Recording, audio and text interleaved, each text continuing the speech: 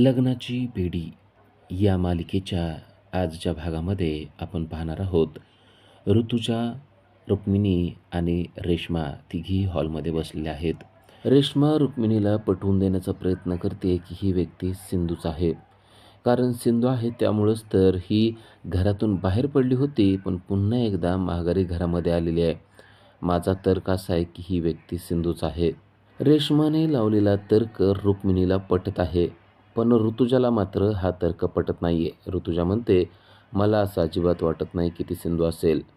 रुक्मिणी म्हणते, नाही, यावेळेस मला रेश्मा जे काय बोलते ती गोष्ट सत्य वाटते. ऋतुजा म्हणते, कदाचित तुम्हाला वाटत असेल, पण मला मात्र असं काय वाटत नाही. आणि तेवढ्यात किचनमधून धाडकन आवाज येतो. कृष्णा किचनमध्ये स्वयंपाक करते ही गोष्ट सर्वांना माहीत असते. सर्वजण धावत पळत जातात. कुकरचं झाकण अलगद उडून जाऊन एका खिडकीवर अडकून बसलेलं असतं. हे पाहून सर्वांनाच आश्चर्य वाटतं. नक्की ही सिंधू असू शकते का, असा प्रश्न पुन्हा एकदा रुक्मिणीच्या समोर उभा राहिलेला आहे.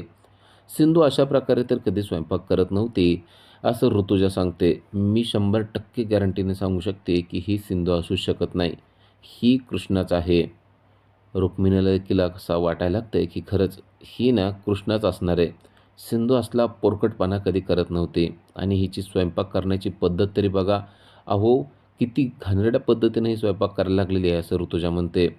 तेव्हा रुक्मिणी म्हणते, मला असं वाटत होतं की आजपर्यंत ऋतुजा तूच घाणेरडा स्वयंपाक करते, पण तुझ्यापेक्षा सुद्धा कोणतरी वाईट आहे हे आता मला कळलं. रुक्मिणीने बोलत बोलत ऋतुजाला देखील टोमणा मारलेला असतो. इकडे राजश्रीची तब्येत आता बरी होत चालली आहे, त्यामुळं रत्नाकर आणि राघव हे खुश असतात. रत्नाकर आणि राघव दोघेही तिच्या जवळ बसलेले असतात आणि राघव राजश्रीला म्हणत असतो, आई, मी तुला म्हणलं होतं ना, मी तुझ्यासाठी काहीही करू शकतो. राजश्री खुश होते आणि म्हणते, मला माहिती आहे तू माझ्यासाठी काही करू शकतो. आता राघव म्हणतो, आई, आता मी जे सांगतो त्या पद्धतीनं तू मला वचन द्यावं लागेल. राजश्री म्हणते, कसलं वचन? तो म्हणतो, आता तू स्वतःच्या तब्येतीकडे अजिबात दुर्लक्ष करणार नाही. राजश्री त्याला वचन देते. इकडे किचनमध्ये आवाज झाला म्हणून रत्नाकर देखील धावत पळत तिकडे गेलेला आहे. कृष्णा इकडे जोरजोरात रडायला लागलेले आहे. आपल्याला स्वयंपाक येतो, पण आज असं काय झालेलं आहे ना, की सर्वांना असं वाटणार आपल्याला काहीच येत नाही. स्वयंपाकघरामध्ये सर्वत्र वस्तू पडलेल्या आहेत. जबरदस्त राडा किचनमध्ये झालेला आहे आणि तो सगळं आवरायचं सोडून कृष्णा आता लहान मुलासारखं रडत बसलेले. आपल्याला खूप चांगला स्वयंपाक करायचा होता, पण आपल्याला जमाना गेला आहे, असं ती म्हणते. आणि आता तिथं राघव देखील दाखल झालेला आहे. सर्व राडा पाहून त्याला कृष्णाचा खूपच राग आलेला असतो. तो तिला काही करू नको म्हणत असतो. ते सगळं सोडून दे आणि आता तू ना शांत बस, असं तो म्हणतो. कृष्णा मात्र रडायला लागते. मग ते आपल्यावर कोणाचाच विश्वास नाही आहे. आपल्याला खूप चांगला स्वयंपाक येतो, असं ती म्हणत असते. रत्नाकर देखील तिला हाच सल्ला देतो. आता हे सगळं बंद कर, बास करून तू जरा शांत बस. तेवढ्यात लाईट जाते. लाईट गेल्यामुळं आता स्वयंपाक करणं शक्यच नसतं, म्हणून राघव सर्वांना म्हणतो, हे बघा, आता सर्वजण ना आपापल्या रूममध्ये जा. इथलं आवरायचं आपण नंतर बघूया. आत्ताच्या आत्ता सर्वजण आपापल्या रूममध्ये जा, असं राघवनं सांगितलेलं आहे. पण कृष्णा म्हणते, आपल्याला अंधार आवडत नाही, आपल्याला मेणबत्ती पाहिजे. कोण देणार आहे मला मेणबत्ती? तेव्हा रेश्मा म्हणते, तुम्ही काही काळजी करू नका, मी तुम्हाला मेणबत्ती देते. कृष्णाने आता रेश्माकडची मेणबत्ती घेतलेली असते आणि तेवढ्यात बाहेरून मधू आलेले असते. घरामध्ये एवढा अंधार का आहे? बहुतेक लाईट गेली आहे, असं तिला वाटतं. आणि कोणतरी मेणबत्ती घेऊन समोर आहे तिला दिसतं. कदाचित ती रेश्मा असावी, असा तिचा समज होतो. रेश्मा, रेश्मा, तू काय करतेस? असा प्रश्न मधूने रेश्मासाठी केलेला असतो. पण ती रेश्मा नाही आहे ही गोष्ट तिला कळते जेव्हा कृष्णा उलटं होऊन तिच्याकडं पाहते. कृष्णाचा चेहरा पाहून मधूचा चेहरा पांढरा फेक पडलेला आहे. अचानक आपल्या समोर सिंधूच उभी राहिली आहे, असं तिला भास झाला आहे. सिंधूला पाहून तिचे डोळे मोठेच्या मोठे तसेच राहतात आणि या गोष्टीमुळे कृष्णाला मात्र चांगलाच आनंद झालेला आहे. आपल्याकडं पाहून कोणतरी घाबरतंय या गोष्टीनं ती अजूनच तिला घाबरवते आणि म्हणते, काय झालं? मी काय तुम्हाला मेलेलं भूत वाटते का? मी जिवंत व्यक्ती आहे. मधू मात्र आता काय बोलावं तेच तिला कळत नसतं. तिला जुना प्रसंग आठवतो की कशाप्रकारे सिंधू दरीतून खाली पडली होती आणि खाली पडून ती कायमची निघून गेलेली होती, मेली होती. पण आता आपल्यासमोर कोण आहे असा प्रश्न तिला पडलाय. भूत भूत असं ती म्हणायला लागते. तेव्हा तर कृष्णाला अजूनच जास्त आनंद होतो आणि ती म्हणते, "मी भूत आहे का? तुम्हाला मी भूत वाटते का? मी जिवंत आहे. तुमच्या समोर उभे आहे आणि तुम्ही एवढे घाबरलाय म्हणजे नक्कीच तुमचं आणि त्या सिंधूचं काहीतरी कनेक्शन होतं. तुम्हीच तर तिला या घरातून गायब केलेलं नाही ना?" असा डायरेक्ट आरोपच आता सिंधूने मधूवर केलेला असतो. घाबरलेल्या मधूला कृष्णाच्या कोणत्याच प्रश्नाचं उत्तर देता येत नसतं. समोर सिंधूच आहे असा भास तिला झालेला असतो आणि आता आपलं काही खरं नाहीये असं देखील तिला वाटत असतं. पण घाबरलेल्या कृष्णाला पाहून मधूला मजा येत असते आणि ती म्हणते की मित्राच्या बायकोला पाहून तू एवढी सिरियस झाली आहे म्हणजे नक्कीच तुझं काहीतरी वेगळंच चक्कर आहे. तुझ्या डोक्यात काहीतरी वेगळं शिजतंय हे मला आता सांगावं लागत नाही. तेवढ्यात राघव तेथे धावत पळत येतो. मधू घाबरलेलं आहे ही गोष्ट त्याच्या लक्षात येते आणि तो कृष्णाला बोलतो की तुला कळतं का? मी तुला सांगितलेलं होतं ना की कोणालाही घाबरवायचं नाही. तेवढ्यात लाईट देखील येते. कृष्णाला मात्र आनंद झालेला असतो. आता ती राघवला पटवून देण्याचा प्रयत्न करते की ही बाई डॅम्बिस आहे. मित्राच्या बायकोला पाहून कोणी एवढं घाबरतं का? आणि मला सिंधू समजून ती घाबरली आहे याचा अर्थ सिंधूला घरातून गायब करण्यामध्ये किंवा घालवण्यामध्ये हीच बाई जबाबदार असू शकते. या बाईवर मला खूपच शंका येतेय, असा डायरेक्ट आरोप देखील तिने तिच्यावर केलेला असतो. पण राघवने सांगितले की ही सिंधू नसून कृष्णा आहे आणि आई आजारी असल्यामुळे तिला इथं आणलं गेलेलं आहे.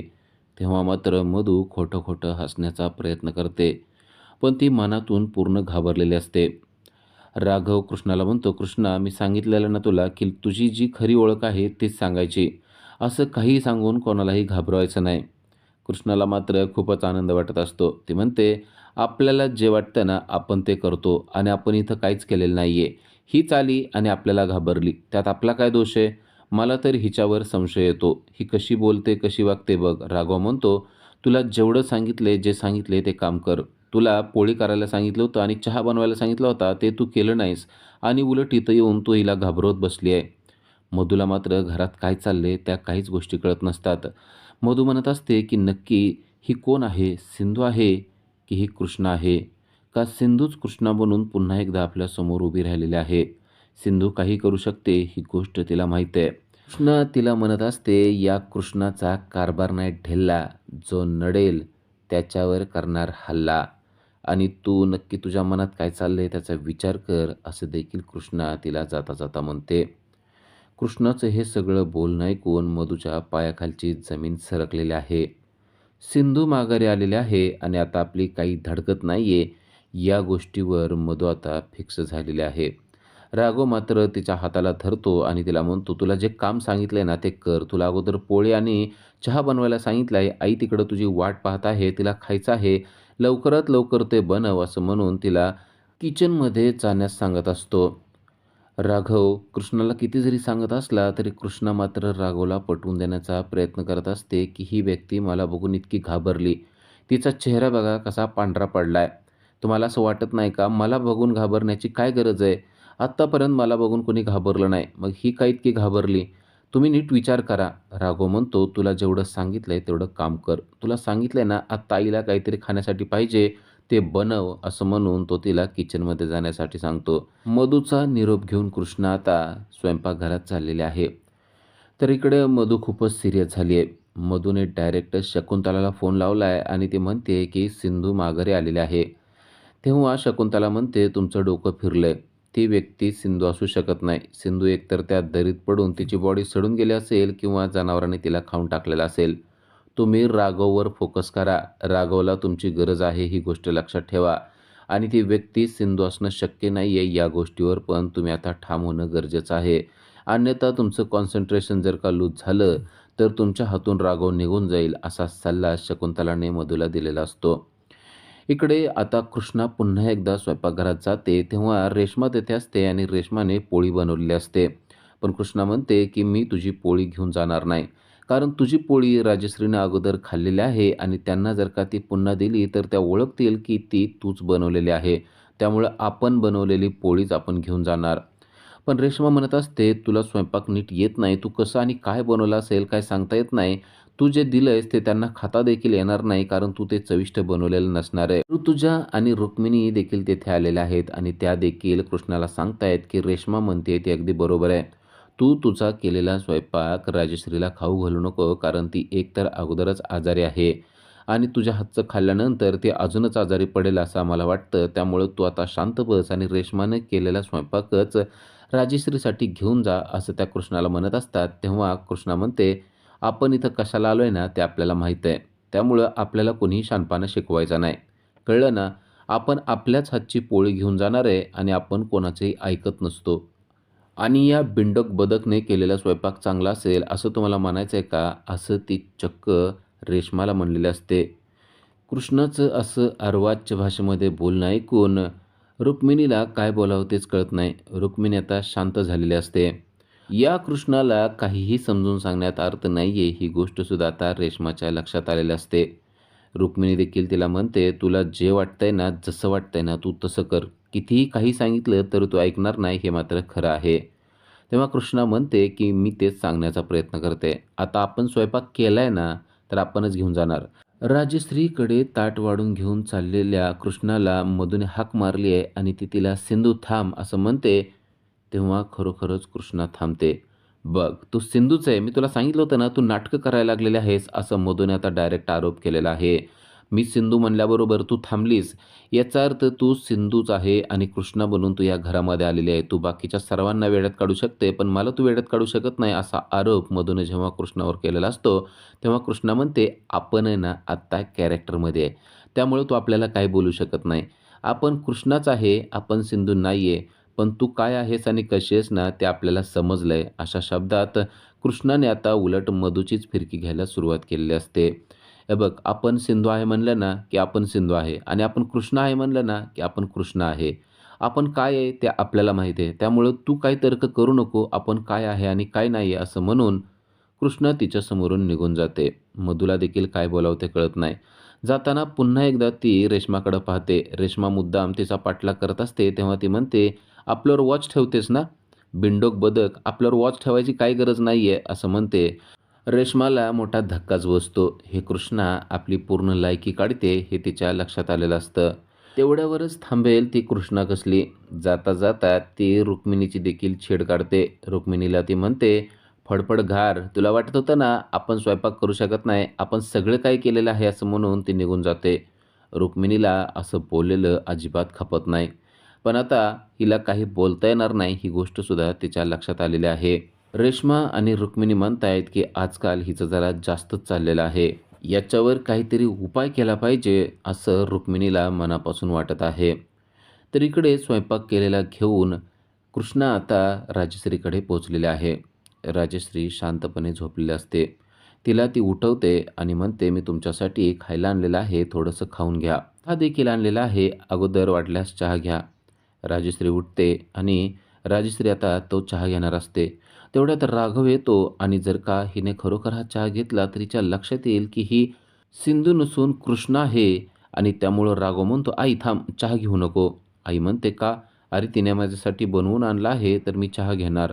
आता राघवला काय बोलावं तेच कळत नसतं. चहा घेतला तर आईला समजणार की ही सिंधू नाही आहे, या गोष्टीमुळं तो चहा घेऊ देत नसतो.